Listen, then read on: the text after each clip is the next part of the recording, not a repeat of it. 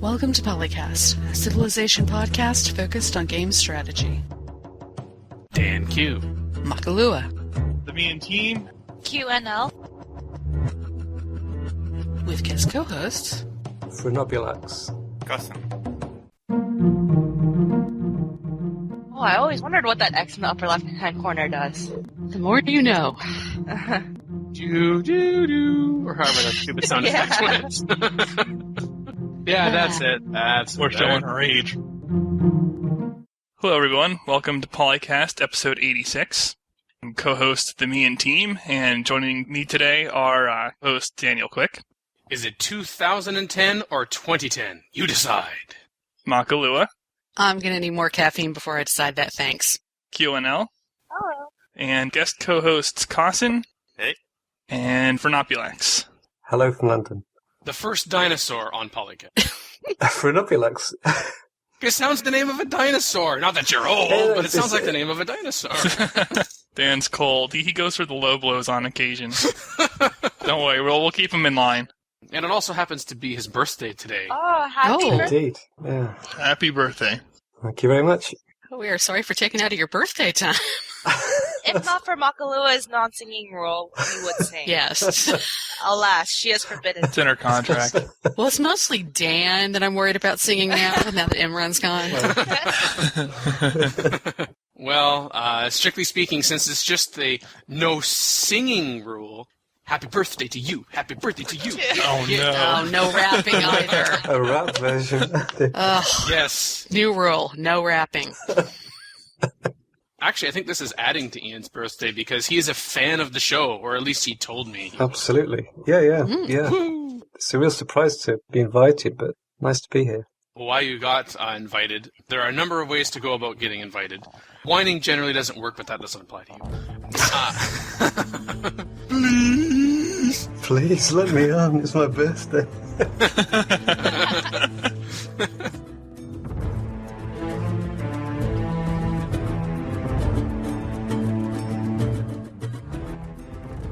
In the research lab, we talked about leader oddities.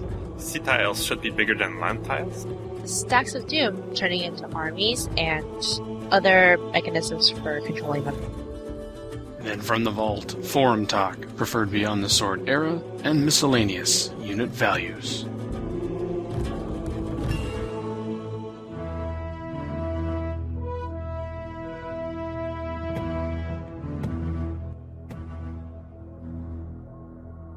Come on into the research lab, where we explore concepts that are not in Civ yet, but may be in the future.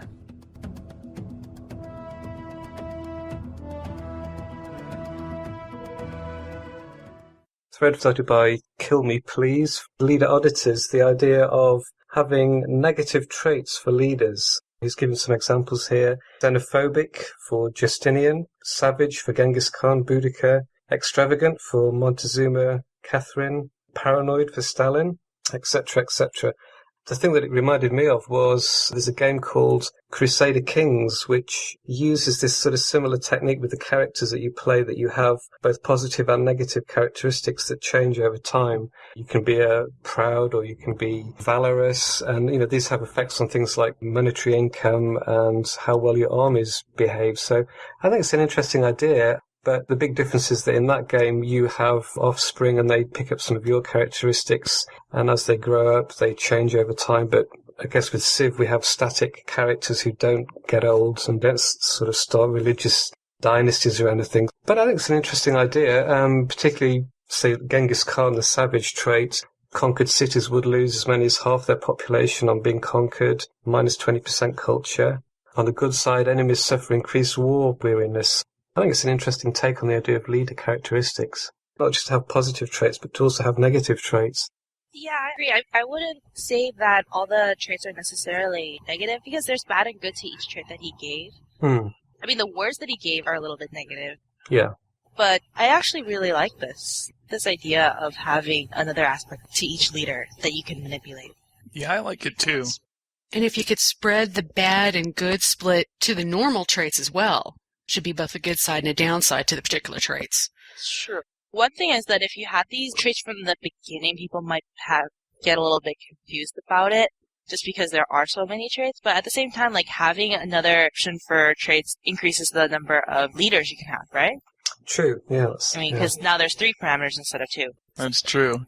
I find it a bit game-breaking at times, though, because you have some traits that would be affecting leaders early game, where it would be quite hurtful. For example, gentle with Gandhi would give +1 unhappy face with whipping. Is quite bad because you won't be whipping as much, and whipping is very good early game.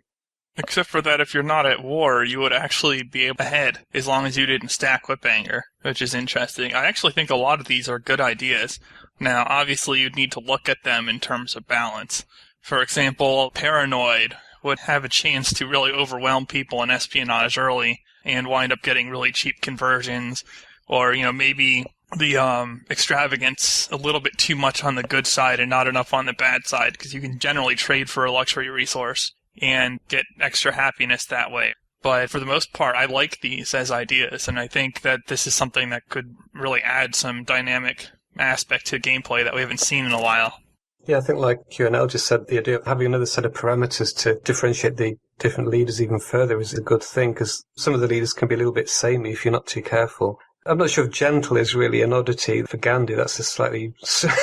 or Mao being ignorant. I think might be some... Yeah, some of the labels. Especially because he's getting bonuses for having a state religion building. Wow. Yes. But considering the way she usually plays out in game, fanatical is perfect for Isabella. Yeah. Oh, yeah. That's true. Some of them, too, like, they don't match up to their AI very well.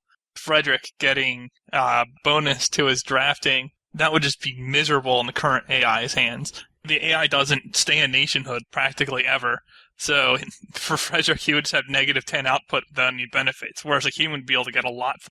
Another idea that I was thinking is that there's another game that uses similar things, which is this game called Victoria, where you have generals who have characteristics. So when you get a great leader in CivIV, they could actually have some characteristics as well. So it's not just the leader of your country, but your general might also take on some characteristics. In Victoria, when you create a general, they may be a sound tactician, so they have a bonus in terms of attacking, but maybe they're lazy, so they don't attack very often, or they sit back. So I quite like the idea of applying these characteristics not just to the leader, but also to maybe some of the other in-game characters. It could be like a random function that these great people pick up certain characteristics. They have a bit more personality rather than just being a standard great merchant or a standard great prophet. I think that's a great idea. I like where you're going with that, because if you settle them in a city, then you can add the associated benefits to the city. Yeah. So now you have some incentive to spread out where you're settling them based on your specialization or what you're trying to do with your empire. Really like that idea, even better than the original idea. Can it also be maybe tied to events as well? I don't know if that's how it works in these games like Victoria and Crusader Kings. If your country's at war, then some of your leaders will pick up certain aggressive traits. They'll pick these up as sort of experience, essentially. Oh, no, I know you've killed that suggestion for one person on the panel, relating that to random events. Good. I don't know what you're talking about. I didn't mention your name, Phil. Why do you think everything's about you? From TheMeInTeam. What do you want from me? I would like to see it where you have 2 or 3 different fixed benefits available to each type of great person. Maybe not for all of them, maybe just 2 for some that are more rare or whatever. Or maybe you could do it where you look at one kind of benefit if you settle versus another kind of benefit if you were to bulb, for example. Like the one-time benefit to your empire versus something over time.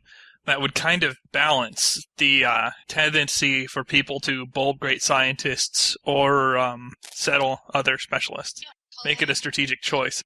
Yeah, call the trait scholarly. They'll give you a better academy if you were to build it. Yeah. That's a nice idea. I always seem to end up with lots of priests in my games, and I never know what to do with them. So if I have somebody who's a bit more fanatical or, I don't know, a traditionalist, it might be nice to use that trait rather than just settle them and get the kind of hammer bonus all the time. I found myself mostly nitpicking with these in terms of, some of the names, the ignorant being one, and savage perhaps now, I know... Not PC, yeah. Yeah. One thing I would like to know is for the traditionalist trait, Kill Me Please is the one trait that he didn't suggest a leader that it could fall under.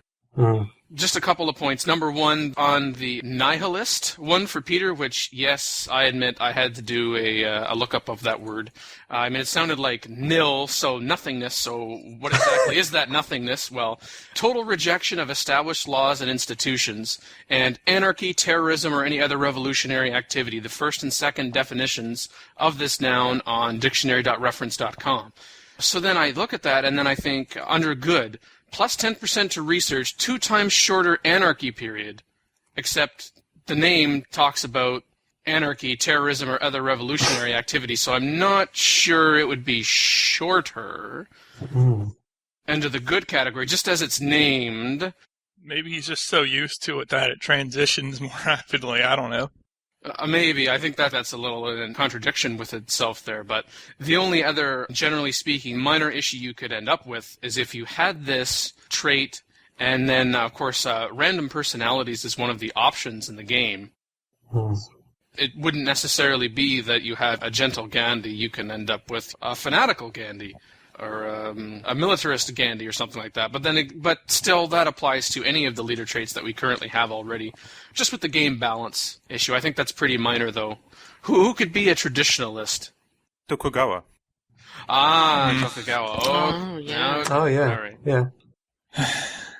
Yes. Yeah, I guess it would work for him. I was just trying to think. He doesn't open borders a whole lot, but you might see some fighting there anyway, so it's a little awkward to give him extra culture, but yeah, whatever. It makes sense. I actually agree with that suggestion. I like the idea of having a third parameter, even if I don't agree with all of his classifications or names. Actually, some of these suggested both bad and good are ones that I hadn't even thought of before, like under arrogant for Pericles, good, +1 happiness per vassal. You actually already get 1 happiness in all your cities per vassal that you own, so this would actually bring it to 2. That's true, yeah. The plus 25% to culture and plot flipping is interesting. I wonder just how much more rapidly that would allow one to flip somebody. Because Pericles is a bit of a culture monger in general.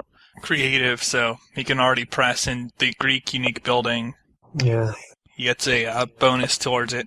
Yeah, that's sort of overdoing it, I think. So God help you if you get Sistine Chapel or something. That would be hilarious.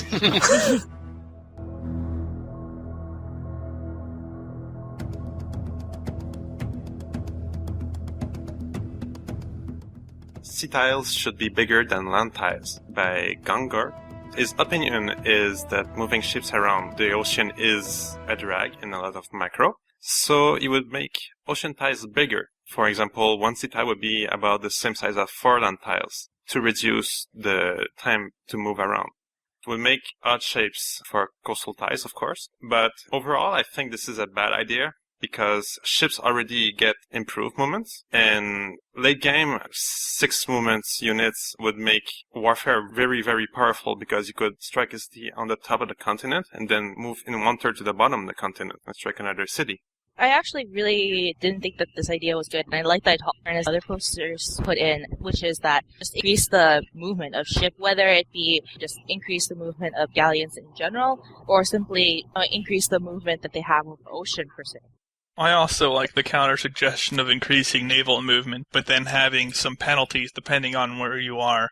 Specifically, you could double all ship movement, but then force coast and enemy culture to cost 2 movement points instead of 1 then. That would allow you to transition in the water, but you wouldn't just be able to blitz across enemy territory, capturing cities every second, because you'd still have the same movement rate if you're trying to fight through their culture. Or you could go around, but then you probably wouldn't save any turns at all, because you'd have to exit and then go back in. I think that you could keep the complete naval strike from becoming way overpowering and still allow a little bit more flexibility in terms of where people go with their ships. Yeah, one big problem I had with this was maybe you'll have a map with lots of little islands on it, and then what happens? Big sea tiles with smaller coast tiles, and he's like, yeah, it would be hard mathematically, but I just don't see how it would be possible. I don't favor putting wind as a factor, because no other factors are really in Civ, with the exception of random events, which Phil and I both hate. So I think it's just better to increase movement over ocean tiles. Maybe have them cost half a movement point instead of 1. I think this was a topic that came up in a previous PolyCast to do with having trade currents, and was it? Yes. Trade winds and that sort of thing. There's one reply later on by Elke Bian, I think it is, who talks about how Columbus didn't find the new continent in a week. He didn't zip across the ocean. He was dependent on currents and tides. So why not, instead of having fewer tiles, just have some tiles that are quicker because they're part of a trade current? And there might be a way that you have the sort of North Atlantic drift that means that ships travelling back to Europe can move a lot quicker. I prefer something like that, where there are things like currents and prevailing winds that would affect the movement penalty of a tile rather than having bigger tiles. That's... As long as the map generator could handle it and we wouldn't get complete nonsense like lake trade currents or God knows what. Yeah, an inland sea that goes at 1,000 miles an hour. Yeah, no, I agree. I think that's a great idea. Not necessarily individual waves or anything like that, but but just in terms of currents, for example, Pacific, there's a current that goes clockwise from the equator up to the Arctic coast, that kind of thing. And yeah, the Mid-Atlantic as well.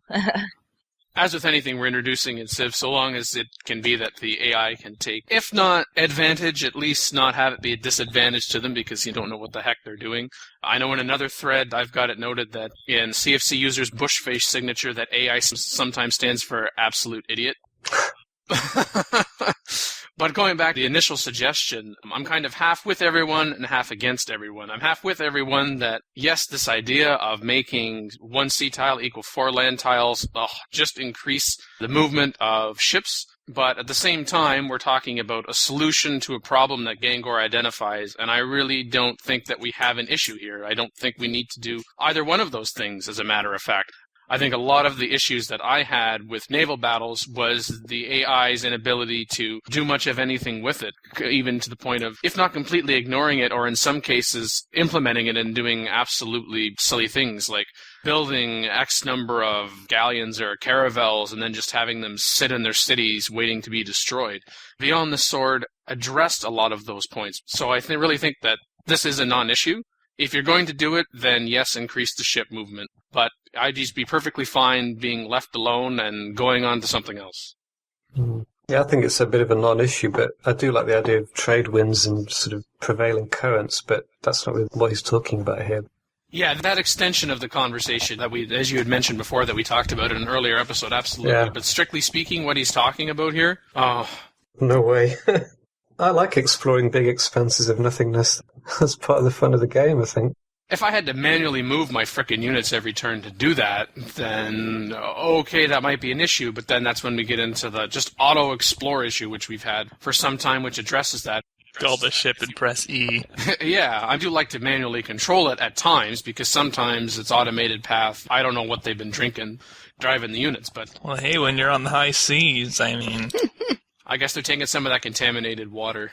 There is one response at the end of the thread from Ed Case talking about the riskiness of seafaring. And one thing I seem to remember from Civ 3 was the fact that galleys could actually get across ocean tiles, but it was a sort of random variable.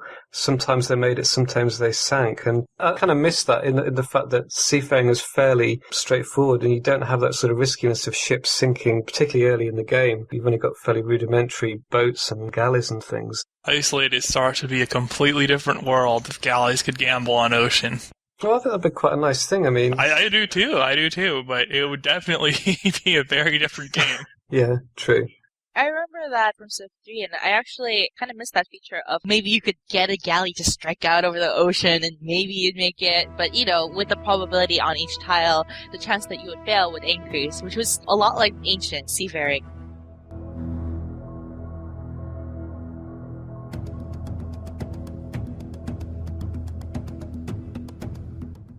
This topic is talking about Stack of Dooms generally trying to reduce their power and add more sophistication in the way it's actually played in the game.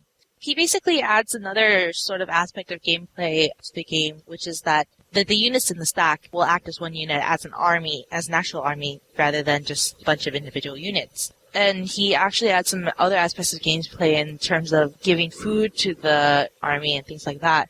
Now, I don't know if he actually really talks about this feature in a gameplay sense. He's just talking about it in a text sense. Yeah, he doesn't give any definitive value suggestions, just kind of in general terms for gameplay.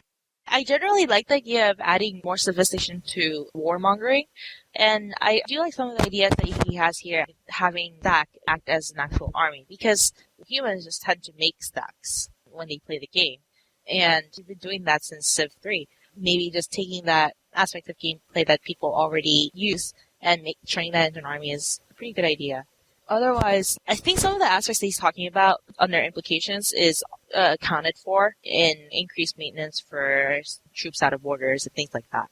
I don't mind the proposal for an army. For example, if this concept of making sets of units stronger but with diminishing returns were applied properly, it really would encourage some stack splitting that doesn't go on currently. That could be beneficial. I do not like the idea of having a food supply or supply chain on military units in general in this game. It doesn't fit the scale of any of the basic Civilization games. It has the potential to become extremely incessant, especially if you're fielding multiple armies. And a lot of times you don't want to pillage, but even if that were required to have a stronger unit, it just tends to be annoying. Supply chain things like that are, in my opinion, for another game. But the concept of armies was a good one, and Civ 3 explored it to an extent, and I would like to see that brought back, similar to the galley thing we discussed earlier. Yeah, I think it's interesting to bring back the army thing, because that is something I do miss from Civ 3, but like you say, this issue of supply, I mean, that's another game. I mean, that's just far too much micromanagement, and I think it would just spoil the ability to wage war in a kind of effective way without having to worry all the time about feeding your army. I think, you pay maintenance costs for your units, so that kind of is taken as read that you're supplying them. One of the difficulties in coming up with topics to discuss on this show is to see whether or not it's been discussed in the past. As it so happens, we did talk about supply lines back in the second pilot, and I felt that, well, considering that was the second pilot and that was some time ago, it was fair in terms of having that brought up here because it's in relation to other concepts. But to reiterate what I'm sure I was saying way back then, the supply, food, and whatnot, as 80s Boy points out, to a degree this is already modeled with the healing mechanic. The fact that it takes much longer to heal an enemy territory can be seen in some ways as an analog for having access to a supply chain. Although I understand the importance of supply in war as well as in war simulations, I am unconvinced that Civ, and specifically your Civ 4 not being a war simulation, requires that degree of detail. Now, he does also say, but I'm open to being convinced, but I am not. You will not convince me of that. And some people reference Rise of Nations, actually, which Civ in real time actually having a physical unit that was a supply unit, and I found that most annoying for reasons that have already been identified. The interesting thing about armies is that in other games, I'm thinking of this one called Hearts of Iron, the latest version, where there's quite a sophisticated way of modelling divisions and reinforcements of armies. And I think this issue of rotating your troops so that as one suffers attrition, they move to the back and another unit steps up. If that can be sort of modelled within an army group, I think that might be quite interesting. You give your troops more of a chance to retreat and to be replaced by reserves. That might be an interesting thing to try to equate with an army. Thinking back to Civ 3, whenever I had armies running around on the continent, the AI would just sort of run in the other direction, and the AI just didn't know how to deal with armies, either building them or actually facing up to them. It wasn't impossible to defeat armies, but I think the AI would need quite a bit of coaching in order to make good use of it. When it comes to armies, we have talked about armies in some sense in the past. In episode 58, we looked at how much of an occupation army is sufficient, and last season in episode 69, emphasis added for certain reasons. Carrying on Imran's memory. There you go. We talked about a proposal for a professional army and black market in the Civ series. But now we're talking about more of a formal army organization as recognized in-game. As has already been discussed, when we have a particular stack, I actually think of in my stack, when I think of my army, I think of if I've got 10 swordsmen and, say, 5 axemen, I think of here is my swordsman army of 10 and my axeman army of 5 individual units. And I will often use them as an army, and we have the ability, as we know, to select units of a particular type so you can move them as an army. But this is more of a formal recognition of that, where if it was to become an army, and to tie this into Civilization Revolution, which nobody mentioned in the thread, but part of me is kind of not surprised, In Civilization Revolution, most battles are fought on the army level. When you have 3 units of the same type in the square, you can form an army which has the combined strength of the 3 units. You don't have to, it's not automatic, it's a conscious choice that you make. Then when that unit achieves 3 victories, it becomes a veteran unit, and then 3 more wins will get you to an elite unit. And the issue there, of course, is, yes, you have the combined strength, but the downfall is that if the army loses, then you lose all 3 of those units. Whereas, of course, if you had them as 3 individual units, if one died, then it would just be 1 unit. But you weren't able to take advantage of the increased strength, which is a fair bit, which, if I'm recalling correctly, in CivIV, it's like a 50% boost. And we know that CivIV is all about incredible bonuses, so I don't think that that kind of scale, in terms of percentage, is appropriate for Civ 4 or a Civ 5. But that idea in general, I like, and I think that that can have place in Civ 4, or certainly in Civ 5, which is kind of what Gengor is getting at here when it comes to the army argument itself. Now, this part about the army carries a supply of food, and each unit consumes an amount of food per turn, is getting a bit into the complicated field, which he actually noted in his conclusion. Quote, with the addition of 2 relatively simple concepts, the complexity of Civ is much increased and, in my opinion, improved. Unquote. It has definitely increased the complexity, but I don't think it's improved on this point about the supply of food. Some of the idea, like you can replenish it by pillaging a farm or a pasture, that's kind of an interesting element in terms of that suggestion, but I don't like that suggestion in and of itself, which is all goes back to the supply line. Yeah, I think one of the posters down the list, I think Rise Meal says he sees the whole solution as being overly complex, and he says it's like reinventing a perfectly serviceable wheel.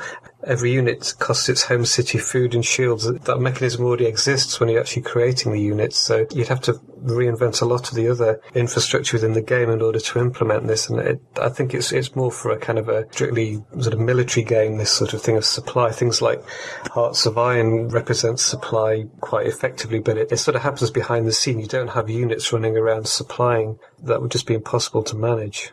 And also, I mean, there are a couple of other points I'm not so sure about. He talks about pooling these units together into an army. Hit points are pooled together, but then how do you deal with things like if you're being attacked by trebuchets or catapults? Some units, if they've got the drill promotion, will not be getting collateral damage. How do you deal with that? I mean, it seems that would be quite complex mathematically. Yeah, and in Civilization Revolution, I couldn't mix and match your swordsman, say, and your axeman. Not that there are swordsmen, axemen in Civilization Revolution, but taking that idea, you couldn't have swordsman and an axeman be in an army of itself. You would have to have a swordsman army and an axeman army formerly, that they would all be combined. So in that way, you reduce some of that mathematical difficulty that you're getting into. You could still treat your stack as an army. So you could say that my army are my swordsmen and my axemen, and they're on that particular tile and they move together. But really with the formal army, it kind of ends up being initially one less click or two where you don't have to select all the units of the same type. But then there would also be the benefit of pooling together all of their promotion. Now, I'm not sure, like in Civilization Revolution, if you had 3 swordsmen and one of them had City Raider, then if you form them into an army, now all 3 of those are considered to have City Raider, and you have the additional bonus of it being an army. I'm not certain we'd want to necessarily go to that extreme, but I guess you kind of would have to if you're then treating all of them as one unit. Either that, you either apply them to the whole army, or it just loses it because, oh well, 2 of the 3 don't have it, so sad, too bad. But that's a nuanced thing we're getting into now. Why perhaps some of us are liking the idea of an army like myself, but not so much the supply line. I believe it was Kamikaze who said this. Strategy would refer to the more overarching direction of gameplay that a player decides upon, whilst tactics refer to the minutiae manipulated in order to obtain a better result. And I think when you're getting into, is it a supply unit? Is it spending time on a turn? Is it pillaging this? How much food per turn, diminishing returns, if you're only able to supply them half, and so on and so forth. I think that that's just adding another labor to try to figure out what the hell am I supposed to do. That really is like a war simulation sort of consideration. I mean, the only other thing you could do with the supply issue is just to make it a unit promotion so that baseline is that if you go into a foreign land to wage war, your units will suffer attrition automatically unless they have a unit with them that has the supply promotion. Just sort of take care of it that way. If you're spending several turns on foreign lands, some of your units will actually suffer damage because they can't get supplies unless there's a unit in the same square. Rather like the medic promotion, you have something that sort of takes care. In a sense, that's what armies do. They have parts of the units that look after the supply. Why not just have a unit in your stack that has that promotion? And so that unit group that you're moving around, that stack of doom is sort of taken care of in terms of its supply. Maybe that might just seem a little unnecessary having to go into that amount of detail. I don't know. You could have that rolled into the medic promotion in some way. Yeah. Tie that into what I was saying earlier with 80s Boy. To a degree, supply food and whatnot is already modeled with the healing mechanic. Without a medic promotion on a particular unit, you can be healing inside enemy territory, but of course we know that takes forever as compared to, say, outside of enemy territory. And of course you get a little bit better still if it happens to be inside one of your cities. Perhaps having that healing mechanic, having that medic promotion, as if there wasn't enough reason to have a medic with your stack already, have it so that it's able to either implicitly heal a little faster. When I think of healing faster, I think of patching you up, sewing you up, that kind of thing, resetting bones, whatever that happens to be. That could then also be considered that if you have that promotion, then you are able to feed people a little more quickly, which means they heal themselves a little more quickly. I realize then you get into the minutia itself of what does that translate into actual turns of how much to get back to full strength or whatever, but I think that could be included in there. Or we could just say, again, back to 80s Boy, we consider that already part of the healing mechanic, and we don't need to address that any more specifically than that. I think probably the latter. I think it is already implied. Also as well that when you have units based overseas or fighting in enemy territory, don't you have a financial penalty for that, don't you? Yeah. Isn't that, in a sense, the cost of supply? That falls into the strategy that Kamikaze was talking, the overall direction. Do I go to war now? Yes, no. Do I go to war with this person? Do I split my stack up? So on and so forth. Do they all go in at once, or does the first wave go in because that's going to be sufficient, and then I can move in the second having and not have to worry about having to pay so much military maintenance as I was before? Yeah.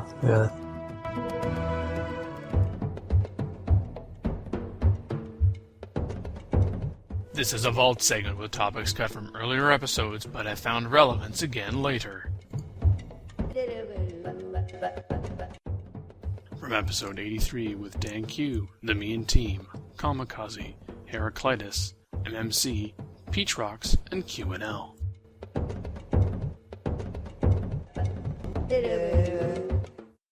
Favorite era beyond the start?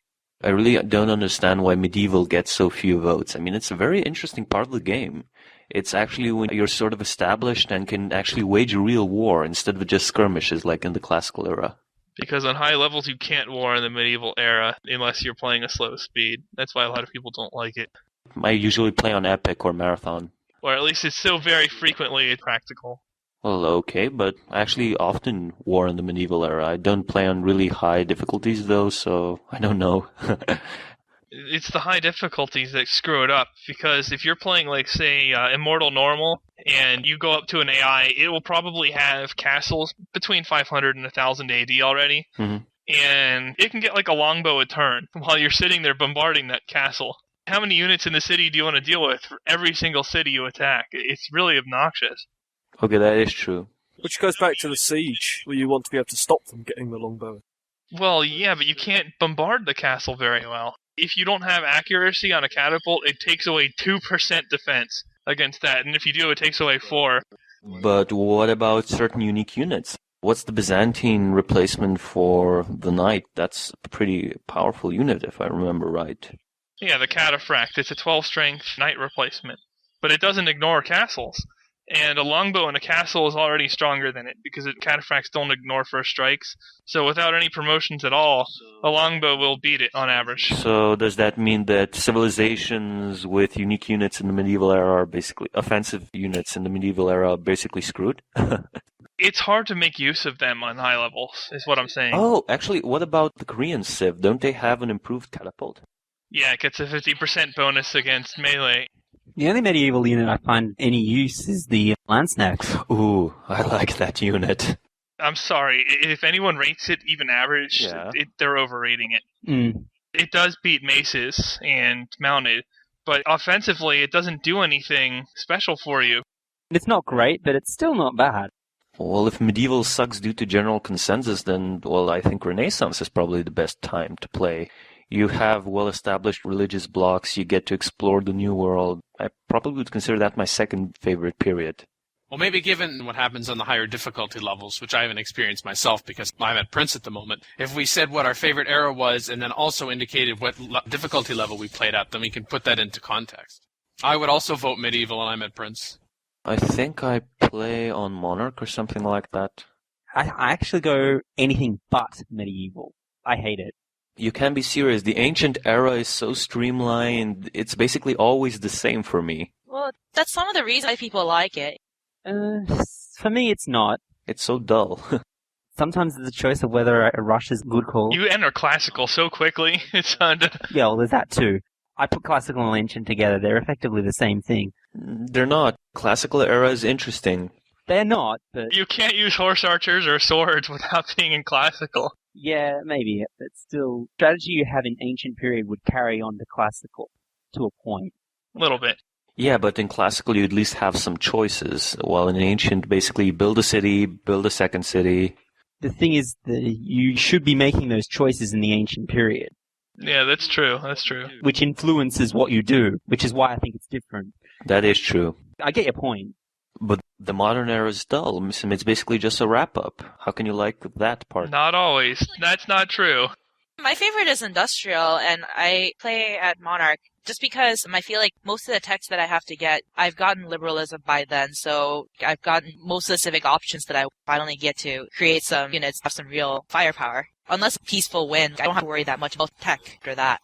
As an immortal player on Pangaea, I would favor industrial as well. Yeah. Because infantry and artillery are just so ridiculous against everything for such a long period of time. Yeah. And if it's not Pangaea, I would probably take modern. Because I really like those naval sweeps with marines plus anything that can kill or damage units, either fighters or nukes. And just burning every single coastal city I can get near. I find the game doesn't get that far along. I actually dislike the fact that nukes and modern weapons aren't used enough. Well, what can you do about that, huh? It's the end of the game. I don't know that I couldn't launch more than 180 nukes in my Let's Play, and I apologize for that. So I couldn't break 200, but maybe next time. It's alright. Global warming permitting. By the time I reach the modern era, there really isn't any challenge, any nation that would bring, let's say, sort of a rival superpower with which I could actually engage in a huge war. That's maybe the reason why I'm underwhelmed by the tactical choices available. Well, you can hit nukes in the 1600s, and if you're playing like a mortal, that might be really helpful to be able to do. But I usually don't get them until the 1700s, because I tend to tech a little slowly relative to the average player at my level. But even there, they can be pretty strong. I prefer the modern era simply because, well, who doesn't like nukes? Me, I refuse to use them. Nukes and tanks. Nope, no nukes. Unless you're on the receiving end. Yeah, nobody likes getting nuked. Kamikaze, what's your favorite era? Yeah, definitely industrial. You get that big production boost right at the end. That can be game-breaking if you haven't already broken the game. Yeah. That's a really easy path to go for space race victory. And it's really fun. When corporations come into play, if you want, you can just sit there and build up your nation. I really like leading a sort of mini-industrial revolution. Definitely. Just love watching how the production goes up. Yeah!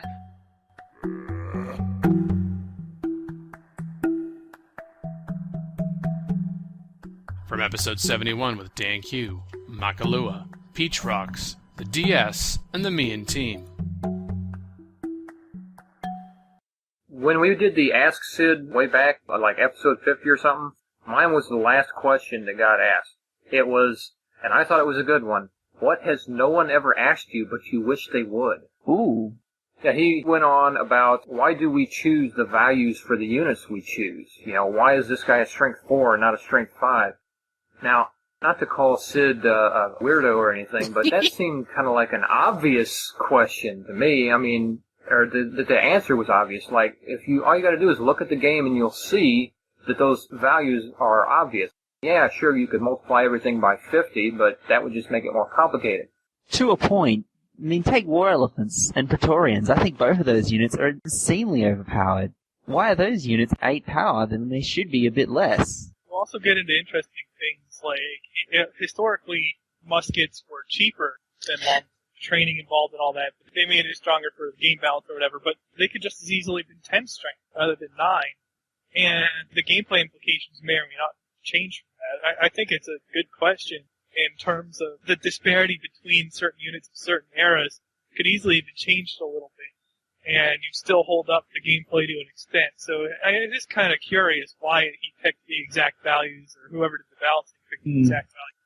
Yeah, for a few units, particularly in Civ 4, it's a bit curious, like longbowmen, elephants, and Praetorians. I mean, they would be my 3.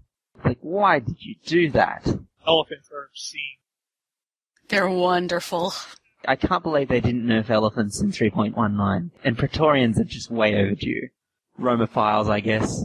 They have no counter. If you have elephants and axes standing together, nothing beats them until muskets. Nothing. Mm-hmm. Yeah, I know that. You guys saw that last Sunday. I basically had elephants and cleaned up 2 AIs very easily. The game was over because basically I cleaned up the 2 AIs that were stuck on my continent. I'll bet catapults beat them. Well, I was about to say, yeah, if you've got sufficient number of cats to defend yourself against them. But other than that, as you said, with that combination, wow. You know, obviously, whoever has the elephants is also going to have catapults. They already have the technologies, obviously. Yep. It's just a pain to deal with the elephants. And one of the hard counters to catapults is horse archers. And elephants just destroy horse archers. I love horse archers, by the way, so when I see elephants, it makes me cry. My horse archer charges. Sad face.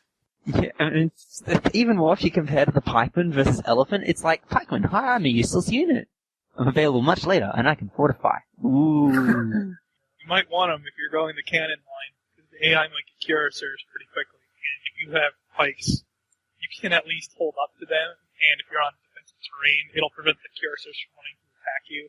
Cuirasses just, I don't know. But elephants get 2 promotions, pikes only get 1. I don't think the cuirass I think cuirasses are much of a worry. I don't know.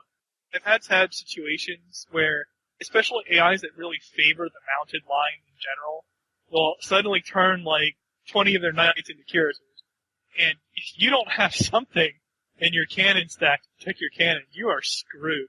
Because they deal flanking damage to cannons. So that's a problem. For the bigger AI stacks, you want something to deal with them, or at least to keep them off you until you initiate siege collateral damage on them. And, those grenadiers can do it, but why not use pikes? They're a lot less expensive. Difficult to know. I mean, it depends on if you're attacking a city and worried about the cuirass countercharge, pike is not going to be that much better off than the elephant. The elephant gets, as I said, the 2 promotions and does better against other stuff. The pike is only good against the horses. But I suppose it's about values of units, which is a question that Sid wanted asked. But as I said, the cuirasses and pikes I think are quite okay in terms of the balance in their unit numbers, but war elephants, Praetorians, and longbows, they make me want to cry. It's like, no, go away. Not sure I agree with you on the longbows. The other 2 sense. Well, what? Well, the longbows are strictly garrison. They're kind of sad at anything else. You catch them in the open field, you can kill them with a horse archer, or even like a sword if it's got cover. Oh yeah, but even so, I think they come up a bit too early. Yeah, possibly. I think part of the problem is just that AI loves feudalism so much. I mean, if you look at all the other eras and look at the defensive unit in comparison to the attacking unit, the longbow has a distinct advantage over what's around it, unless you count elephants, which I don't. It's one of my rules not to build them unless I have to. I hardly ever get ivory, so I hardly ever get to build elephants. Well, if I build elephants, it's like playing on a lower difficulty level, because really, it's just, if I get them, I abuse them so bad.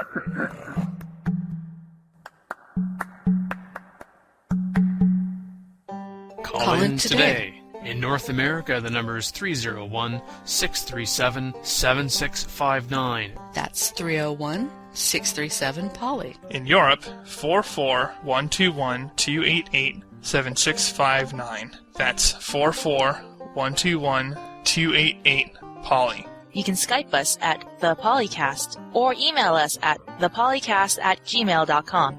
The only thing worse than being talked about is not being talked about. For more information on PolyCast, our sibling shows Modcast and Revcast, or about PolyCast in general, log on to the series' official website at thepolycast.net. Record date? January 16th, 2010. Civilization 4, Warlords and Beyond the Sword sound clips, copyright Take-Two Interactive. Copyright 2009, Civilized Communication at civcom.net.